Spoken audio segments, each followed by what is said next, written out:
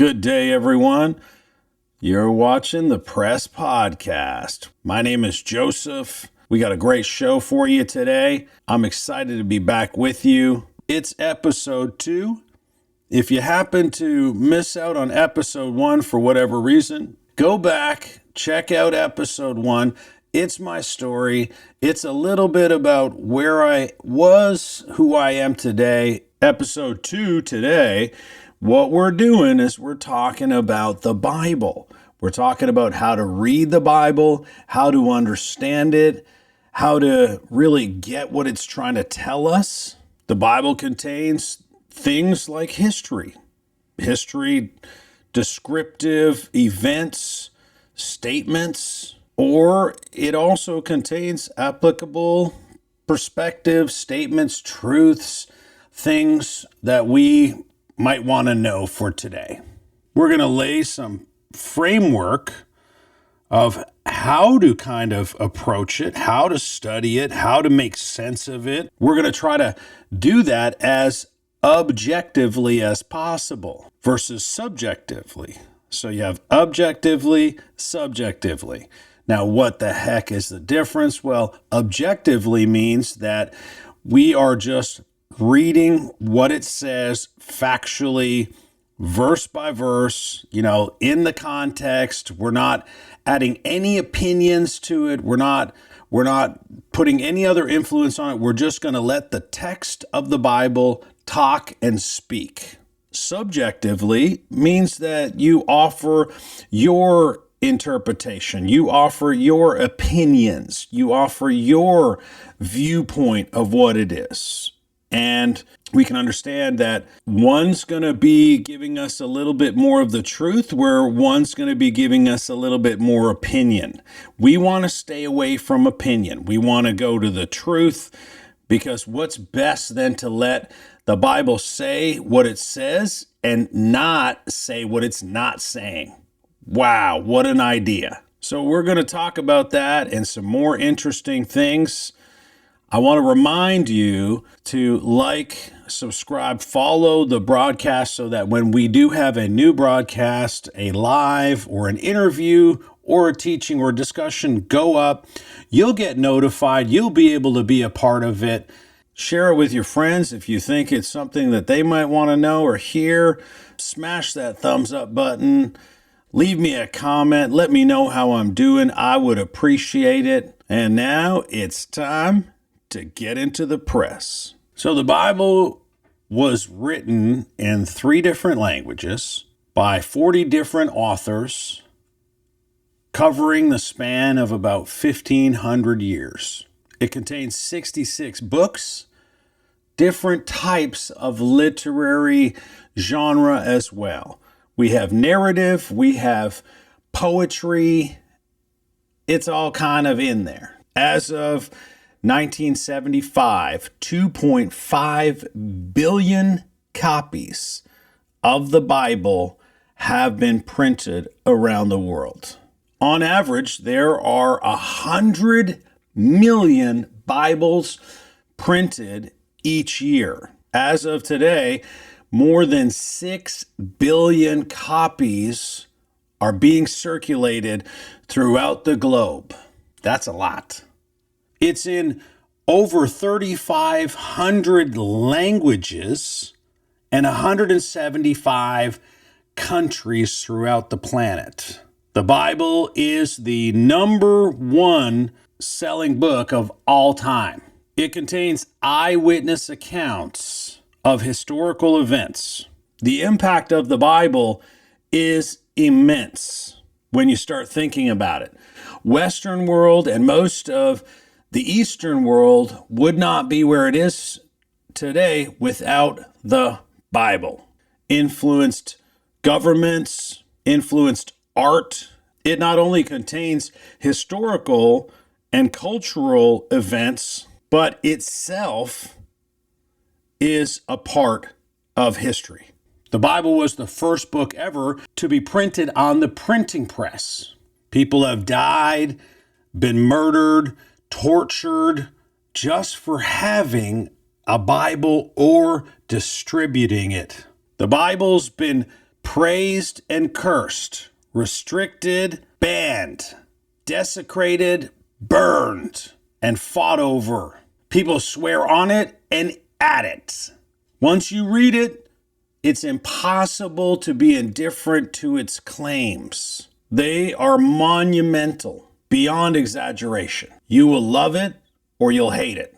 It's so controversial that wars have been fought over the interpretation of the Bible. Government systems, laws, judicial framework, countries have been set up and founded on the things it contains. The Bible is literally responsible for changing millions of people's lives, maybe even billions over the course of history. So as you can understand, it's an important thing to make sure we know what it's saying and what it's not saying, that we understand it properly, and that we don't get a wrong interpretation. First off, we need to establish some guidelines, some rules, if you will, some parameters in how to read such an important and powerful and influential book. To all my construction friends out there, this is going to make a lot of sense.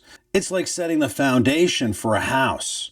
If there is something a little off in the foundation, just off by a little bit, out a little bit here or there, or if there's just a couple of cracks or something like that, no matter what you put on top of it, it's not going to work out. Cracks are going to form. There's always going to be problems if the foundation is not properly set. When I think about reading the Bible and going through it and understanding it properly, what comes to mind is the Leaning Tower of Pisa. You know, everybody's seen that silly thing. And it's like leaning. And yes, it's a building and all that stuff, but it's just wrong. You know what I mean? It's just wrong. And a lot of people that read the Bible without proper framework and understanding, without a proper foundation of how to approach it, their lives can become like the Leaning Tower of Pisa. Another way to think about it is a plane leaving New York and going to Los Angeles. If that plane is off just by a fraction of a degree starting in New York, by the time it gets close to Los Angeles, it's going to be cities and maybe even a state away from its destination. And that's the same thing when understanding the Bible and approaching the Bible. It is really important that we know what it's saying, that we don't involve opinions and different things in it, that we just read it for what it is. So there's two types of understanding when we read the Bible. There is objective understanding and subjective understanding. Now, I would say that majority of what we hear, maybe from preachers, teachers, pastors, podcasters, all of these different people, is going to be a lot more subjective. Now, subjective means that it doesn't have a whole lot to do with facts per se, but more to how we interpret them, how we our kind of experiences show us what these things are. Where objective is a little different. Objective means that it's just facts. It's just stating the absolute facts, and then you look at it from there. So that if I state the facts and look at it one way, you could look at the same facts and we're both going to get the same thing because we're both talking about just the facts. There's no other opinion involved. We're going to let the Bible speak. Wow. It sounds so crazy when I say that, but that's literally what we're going to do on this broadcast and every subject that we get into. And that's why it's important that we lay some foundational kind of guidelines on how to read the Bible, study topics in the Bible, study history in the Bible, study events, study cultures. We need to have some of these things down so that we can get to the proper destination. We're going to have less opinions, more text. A couple of the other ways that I approach the Bible and people approach the Bible is we want to find out the 5 W's. Who, what, where, when, why. Who's it talking to? What's it talking about? When was it being spoken? Why was it being spoken? And where was it being spoken? We have to remember that the Bible was not written in the year 2000. It wasn't even written in the 1800s. It was written a long time ago with a different worldview than what we have today. We can't take today's worldview and impose it on that passage. We need to understand it in context. So those 5 W's will help us to understand the context. We're also going to come to passages that are descriptive. And so those are, they can be historical, they can be cultural, they can be different things, but it's just giving a description of something that went on. So an example would be, the parting of the Red Sea with Moses. Everybody knows that Prince of Egypt, story. Well, that's a historical story. We can learn things from it, but that's not going to be something that's going to happen today in Canada. We're not going to be parting any seas with rods or anything like that. That's a historical descriptive event that happened in the Bible. Then we're going to come across prescriptive passages where those passages, those texts are actually for us today.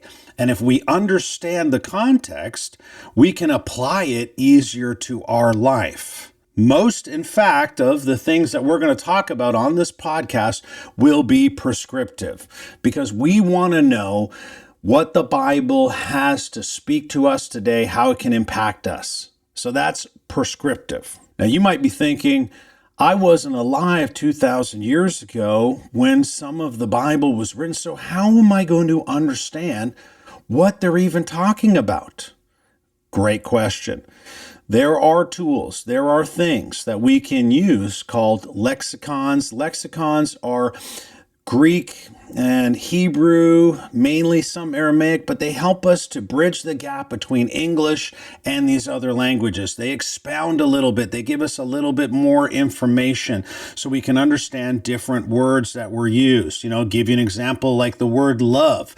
In English, we use love for I love my dog, I love my wife. I love the way my beer tastes. Okay, all of these weird things. Now, that's very strange because, that seems different. But in Greek and in Hebrew, the word love is actually many different words. And so we can, when we want to know a little bit more about something, we can appeal to those things and get some information. It might sound a little deep right now, what we're getting into. And those are some of the deeper levels when you're studying, when you're going deep into scripture. You don't even need to get into that really to get some real good stuff from the Bible and what it's telling you. And the majority, in fact, of what the Bible wants to talk about, you don't need those things. I like tools. I like things that help me study. It's like a treasure hunter. You can go hunt for treasure with a shovel, and sure, you probably might find something eventually. But if you've got all the tools, sonars, this and that, everything that you might need, and maps and different things, the likelihood of you finding treasure is going to be a lot higher. So that's what's all behind me. I've got a lot of books. I like getting tools and things on how to understand the Bible. And so when we begin to get into topics, I'll be bringing some of those out to you. I'll show you which ones I use. You can use them. You don't have to. You can do whatever you'd like. You can just listen. Using these tools, we're going to understand why the text was written. What is it saying? It'll just help to enrich things that we're going to take away from it. What's cool about the Bible is it means what it says, and it says what it means. One thing in humanity and in learning, we have a real hard time with not knowing something. A lot of the time, we've been led to believe that if we don't understand something, then it's not true. Or we have the permission to introduce our own human understanding. For me, though, just because something is hard to understand, difficult to believe, it does not make it false or even dangerous. We here at the Press value truth above full comprehension. Now that we've established some of the rules, so historical, cultural context, prescriptive, descriptive, and trying to remain objective, let's go ahead, let's put it into practice, let's use it right now. Okay, so we're going to be landing in Luke, the Gospel of Luke, written by Luke, okay? And we're not going to get into some crazy understanding of different things. And so here we go. So we're in Luke 7, and we are going to go to verse 36. Luke chapter 7, verse 36. It says this. It says, "Now when one of the Pharisees was requesting him to dine with him, and he entered the Pharisee's house and reclined at the table. And there was a woman in the city who was a sinner, and when she had learned that he was reclining at the table in the Pharisee's house, she brought an alabaster vial of perfume, and standing behind him at his feet, weeping, she began to wet his feet with her tears, and kept wiping them with the hair of her head, and kissing his feet, and anointing them with perfume. Now when the Pharisee who had invited him saw this, he said to himself, if this man were a prophet, he would know who and what sort of person this woman was touching him, that she is a sinner." Okay, so we're going to go ahead then and apply some things to this thing now. A Pharisee, now it says a Pharisee was requesting. Now, who was a Pharisee? A Pharisee was one of the top religious leaders of the day, someone who studied the text and the law and some other things. And so they were an extremely religious person, very high up in the society. And so for Jesus to be invited to his house is a very big deal. A lot of people would have noticed that Jesus was being invited to that. And we also read that he reclined at the table. Now, dinners, you weren't to recline at a regular dinner. We know this from historical context. So the fact that he was reclining lets us know that this was very fancy. This was a banquet. This was a big deal. So this Pharisee inviting Jesus, this religious leader inviting Jesus over to his house, and not just having a dinner, but a big banquet, is a very big deal, something that we need to notice. This meal would have been considered an honor for Jesus to come to. The alabaster jar of perfume that the woman brought in was a very fragile and beautiful piece of pottery, very expensive. The ointment and the perfume that we see was often used to anoint the dead for their burial. So she could be saying something here about maybe Jesus' future, maybe. The act of anointing someone was a gesture of courtesy and at times a high honor for someone, as in the case of kings that get anointed. Interesting. The fact that this woman was a known sinner and wiped Jesus' feet with her hair is significant. It was shameful for a married woman, as she may have well been, to have their hair uncovered in public. More interesting things. Clearly, from the Pharisees' reaction, it was extremely socially inappropriate for Jesus to allow her to touch him.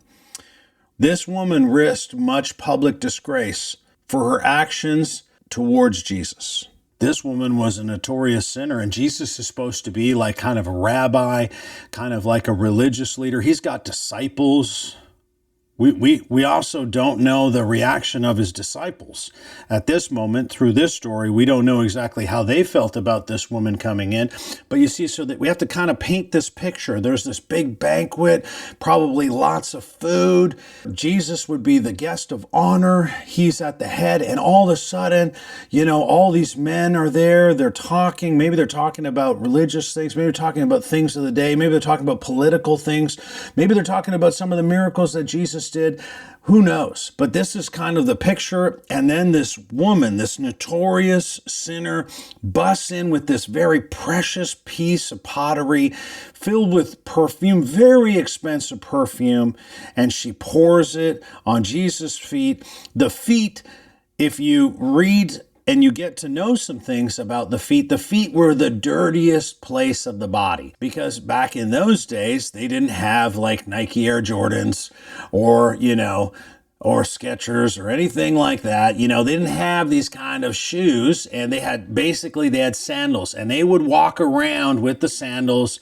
And it was customary when you were, having someone to your house that you might give them a bowl to wash their feet. Now, this is not really the end of this story either. It continues on. In verse 40, Jesus begins to dialogue with them and kind of gives an overview of this kind of event.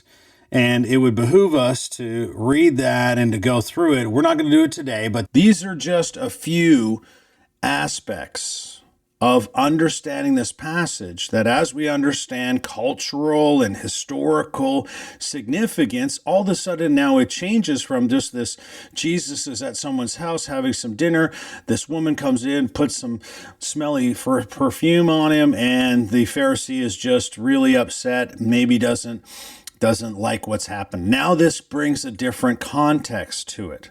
And really, thus far, we haven't really gotten into any opinions of what this really meant, what this was about, the theological or different, ideas of what are going on.